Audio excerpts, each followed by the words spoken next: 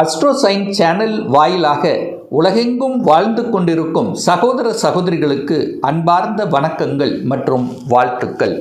இன்னைக்கு நம்ம பார்க்கக்கூடிய காணொளியானது சனி பகவானின் வக்ர பலன்கள். பொதுவாக சனி பகவான் அப்படிங்கிறது தொழில் காரகன், கர்ம காரகன், உடலினுடைய ஒட்டுமொத்த இயக்கத்துக்கு காரகன், குறிப்பாக கால்களுக்கு காரகன், ஸ்லோ அதாவது மெதுவாக நகரக்கூடிய ஒரு கிரகம், அதாவது மந்த தன்மையை கொடுக்கக்கூடிய கிரகம் சனி பகவான் தான். அந்த சனி பகவான் இப்போ மீன மனையில் அமர்ந்திருக்கார், வக்ர நிலை அடைகிறார். எப்போ அடைகிறார் அப்படின்னா 27/7/2026 வக்ரம் அடைந்து எப்போ வக்ர நிவர்த்தி அடைகிறார் அப்படின்னா டிசம்பர் மாதம் 11ஆம் தேதி வக்ரம் அடைகிறார். அப்போ இந்த 138 நாட்கள் வக்ர நிலையில் அமர்ந்து கொண்டு பலனை தரப்போகிறார். அப்போ என்ன மாதிரியான பலனை தரப்போகிறார், எப்படி இருக்க போகுது, என்ன பலன், டீட்டெயிலாக இந்த பதிவில் நம்ம பார்க்க போகிறோம். அதற்கு முன்னால் நம்முடைய சேனலை நீங்கள் ஃபர்ஸ்ட் டைம் பார்ப்பவர்கள் என்றால் மறக்காமல் சப்ஸ்கிரைப் பண்ணிக்கிங்க. விருச்சிக ராசி அன்பர்களே, சனி பகவானின் வக்ர காலம் 138 நாட்கள், அதாவது 27/7/2026 11/12/2026 வரை சனி பகவான் 5ஆம் இடம், உங்கள் ராசிக்கு 5ஆம் இடம் என்று சொல்லக்கூடிய மீன மனையில் வக்ரமாக அமர்ந்து கொண்டு பலனை தரப்போகிறார். இப்போ இந்த சனி பகவான் விருச்சிக ராசி அன்பர்களுக்கு யார் அப்படின்னா 3க்குரியவன், முயற்சி ஸ்தானத்தின் அதிபதி, தைரிய வீரியத்தை கொடுக்கக்கூடியவன், சகோதரத்தை குறிக்கக்கூடியவன், அதே சமயத்தில் 4ஆம் அதிபதி, சுகத்தை கொடுக்கக்கூடிய அந்த சனி பகவான் இப்போ 5ஆம் இடத்துல பூர்வ புண்ணிய ஸ்தானத்தில் போய் அமர்ந்து கொண்டு வக்ரமாக இருக்க போகிறார். சார் என்ன சார் வக்ரம்னா என்ன சார்? தன்னுடைய இயல்புக்கு மாறிய தன்மை.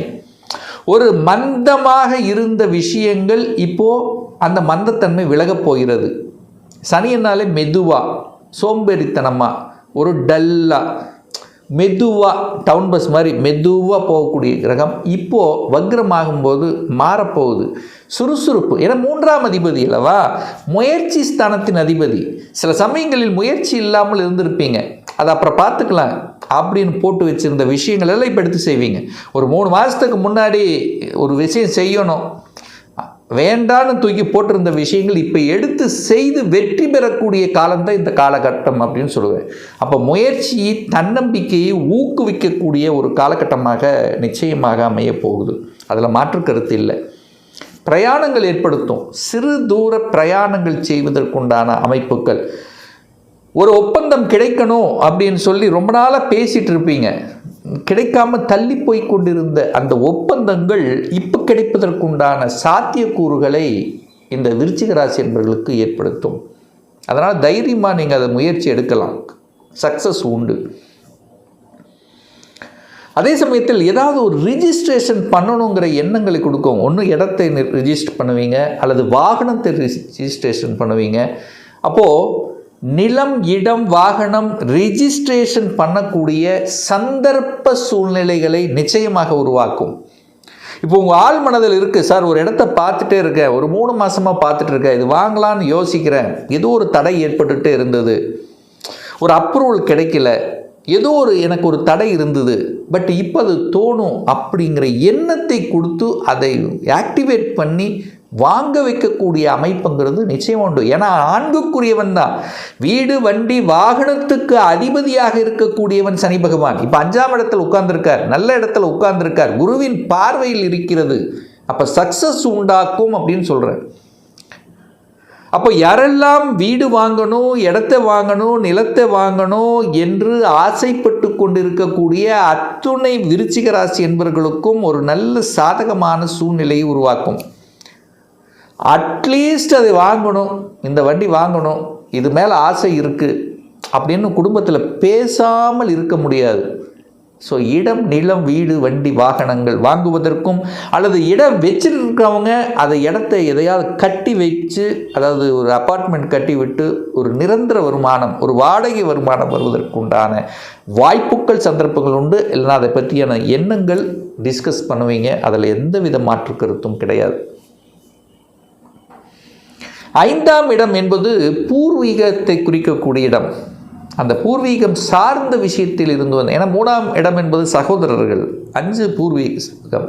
அப்போ அந்த சகோதர பூர்வீகம் சார்ந்த விஷயத்தில் ஒரு பாக பிரச்சனை பிரிக்கணும், இல்லை ஒரு பங்கு போடணும், ஏதோ ஒரு வகையில் அந்த உடன் பிறப்புகளோட இரத்தபந்த உறவுகளோட இருந்து வந்த கசப்புணர்வுகள் பிரச்சனைகளை தீர்ப்பதற்குண்டான அந்த ஒரு பேஸ் வந்து இந்த காலகட்டம் உங்களுக்கு அமையப்போகுது.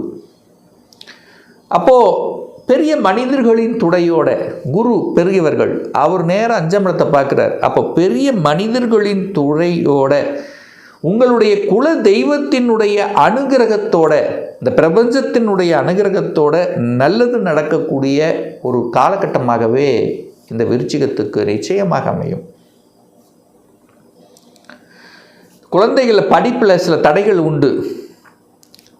நல்லா படிச்சுட்டு இருந்தான், இப்போ கொஞ்சம் டல்லாக இருக்கான், கொஞ்சம் மந்தமாக இருக்கான், நினச்ச மார்க் வாங்கலை, இப்படிலாம் நினச்சி பெற்றோர்கள் ஆதங்கப்பட்டு இருக்கக்கூடிய பெற்றோர்கள்லாம் இப்போ அப்படியே மாறப்போகுது. நல்லா படிக்க போகிறான், நல்ல பேர் எடுக்க போகிறான், நல்ல மார்க் வாங்க போகிறான்.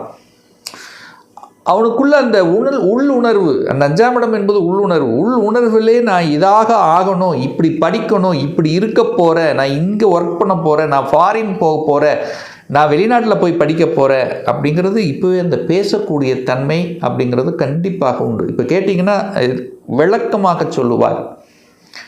ஸோ அதுக்குண்டான சந்தர்ப்பங்கள். ஸோ ஏற்கனவே ஒரு டிகிரி படிச்சுட்டு இருக்கார், ஒரு அரியர் வச்சுருக்கார், அதை முடிப்பானா இப்போ எப்படி இருக்குது அப்படின்னு கேட்டிங்கன்னா, இந்த காலகட்டத்தில் அதை முடிக்கணும் என்கின்ற எண்ண உணர்வை கொடுத்து அதை கம்ப்ளீட் பண்ணுவதற்குண்டான சாத்தியக்கூறுகள் நிச்சயமாக உண்டு இந்த விருச்சிக ராசி அன்பர்களுக்கு. குலதெய்வத்தை கெட்டியாக பிடித்து கொள்ளணும். ஒரு தடை வருது, பிரச்சனை வருது அப்படின்னா குலதெய்வத்தை போங்க. மாதம் ஒரு முறை குலதெய்வத்தை வழிபட்டு வந்தீர்கள் என்றால் ரொம்ப ரொம்ப நல்லது.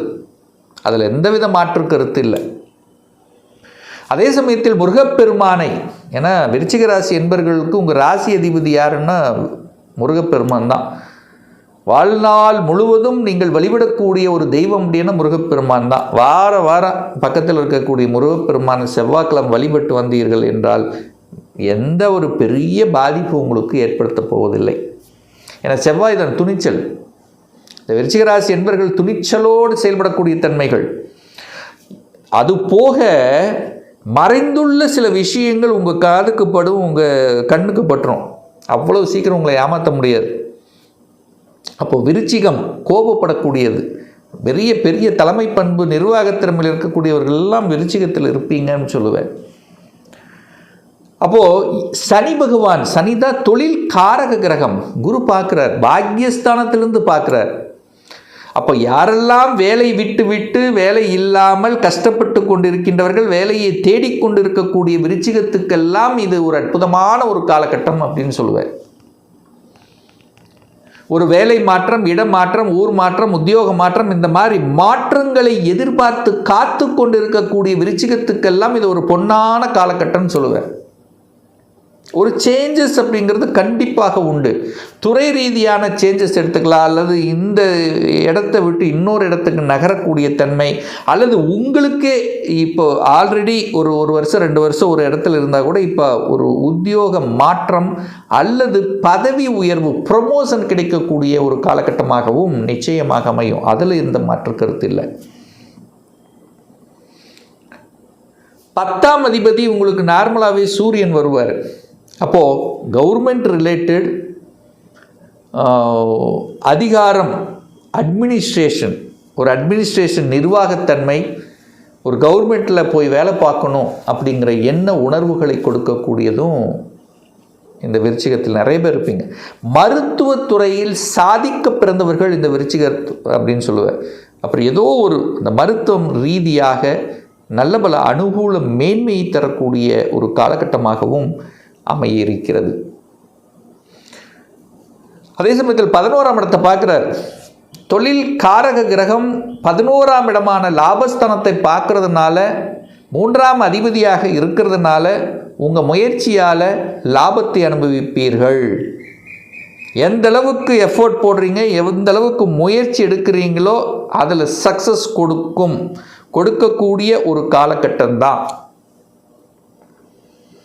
தனம் ரீதியில் இருந்து வந்த தடைகள் பணத்தால், அதாவது பணம் ரீதியாக கொடுத்த பணம் ரிட்டர்ன் வரல, அல்லது பணம் ஏதோ ஒரு இடத்துல லாக் ஆகுது. ஸோ இந்த மாதிரி பண ரீதியில், குடும்ப ரீதியில் இருந்து வந்த கஷ்டங்கள் விலகக்கூடிய ஒரு காலகட்டம். ஏன்னா 2ஆம் அதிபதி உச்சமாக இருக்கார். பணம் கொடுத்து விடும், குடும்பம் அமைத்து விடும், குடும்பம் சார்ந்த, ஏன்னா சனி 3ஆம் பார்வையாக 7ஆம் இடத்தை பார்த்தார் அல்லவா, அந்த 7ஆம் இடம் திருமணஸ்தானம் அல்லவா, அந்த திருமணஸ்தானத்தில் இருந்து வந்த தடை இப்போ விலகப் போகிறது. ஏற்கனவே வரன் பார்த்து 3 மாதத்துக்கு முன்னாடி வரன் பார்த்துட்டு போய் இப்போ எந்த பதிலும் கிடைக்கல, அப்படியே இருக்குன்னா இப்போ அது ரிப்பீட் ஆக போகுதுன்னு அர்த்தம். ஒரு நல்ல செய்தியை உங்களுக்கு கொடுக்க போகிறார்கள் அப்படின்னு சொல்லலாம். அப்போ விருச்சிக ராசிக்கு இந்த வக்ர காலகட்டத்தில் எதிர்பாராத சில நன்மைகள், திடீர் அதிர்ஷ்ட வாய்ப்புகள் கிடைக்கக்கூடிய ஒரு அற்புதமான ஒரு காலகட்டமாக அமையும் என்று சொன்னால் அது மிகையாகாது. இப்போ சொன்னது ஒரு பொது பலன். உங்கள் ஜாதகத்தில் சனி பகவான் என்ன ஆதிபத்தியம் பெற்றிருக்கார், சனி பகவான் வக்ர நிலையில் இருக்காரா, ஆட்சி தன்மையோடு இருக்காரா, உச்சமாக இருக்கா, பாவ கிரகங்கள் தொடர்பு, இந்த ராகு கேதுக்களினுடைய தொடர்பு இருக்கா, அல்லது சுப கிரகங்களின் தொடர்பு இருக்கா என்பதை பொறுத்து அதனுடைய பலன் நிச்சயமாக மாறுபடும். ஒரு துல்லிய பலன் வேணும். இந்த 2026 எப்படி இருக்க போகுது, சொந்த தொழில் செய்யணும்னு ஆசைப்படுற அதற்குண்டான கொடுப்பினை நம்முடைய ஜாதகத்தில் இருக்கா, இந்த 2026 எப்போ தான் சார் திருமணம் நடக்கும், திருமணம் தடைப்பட்டு கொண்டே இருக்குது, என்ன கோர்ஸ் எடுத்து படித்தா நம்மளுடைய ஃப்யூச்சர் நன்றாக இருக்கும், என்ன கொடுப்பினை இருக்குது, ஒரு இன்ஜினியர் படிக்கக்கூடிய அமைப்பு இருக்கா, இல்லை டாக்டர் படிக்கக்கூடிய அமைப்பு இருக்கா, இல்லை வக்கீலுக்கு உண்டான அமைப்பு இருக்கா, இந்த 2026 எப்போ சார் எனக்கு ப்ரமோஷன் கிடைக்கும், இடமாற்றம் கிடைக்கும், எப்போ நான் வீடு கட்டுவேன், எப்போ எனது குழந்தை பாக்கியம் கிடைக்கும், இது போன்ற கேள்விகளுக்கு துல்லியமான பதிலை நம்மால் கூற முடியும். ஒரு பர்சனல் கன்சல்டேஷன் எடுத்துக்கணும், ஒரு சுய ஜாதகம் பார்க்கணும் என்று விருப்பப்படக்கூடிய அன்பர்கள் டிஸ்பிளே தெரியக்கூடிய நம்பருக்கு வாட்ஸ்அப் மூலியமாகவோ ஃபோன் கால் மூலியமாகவோ தொடர்பு கொண்டு அப்பாயின்மெண்ட் பெற்றுக்கொண்டு நேரடியாகவோ அல்லது ஆன்லைன் மூலமாகவோ கன்சல்டேஷன் எடுத்துக்கலாம். நம்மளுடைய அலுவலகம் கோயம்புத்தூரில் அமைந்துள்ளது. அதாவது கோயம்புத்தூரிலிருந்து மேட்டுப்பாளையம் செல்லும் வழியில் வெள்ளக்கிணர் பிரிவு அன்னபூர்ணா ஹோட்டலுக்கு பக்கத்தில் அமைந்துள்ளது. பிரியர் அப்பாயின்மெண்ட் வாங்கிட்டு நேரடியாக கன்சல்டேஷன் எடுத்துக்கலாம். நிச்சயமாக இந்த பதிவு ஏதாவது ரூபத்தில் உங்களுக்கு யூஸ்ஃபுல்லாக இருக்குங்கிறதுல எந்தவித மாற்று கருத்து கிடையாது. இந்த ராசி நட்சத்திர நேயர்கள் அனைவரும் வாழ்க வளர்க வளம் பெறுக என்று எனது வாழ்த்தினை தெரிவித்துக் கொண்டு விடைபெறுகிறேன். நன்றி, வணக்கம், வாழ்த்துக்கள்.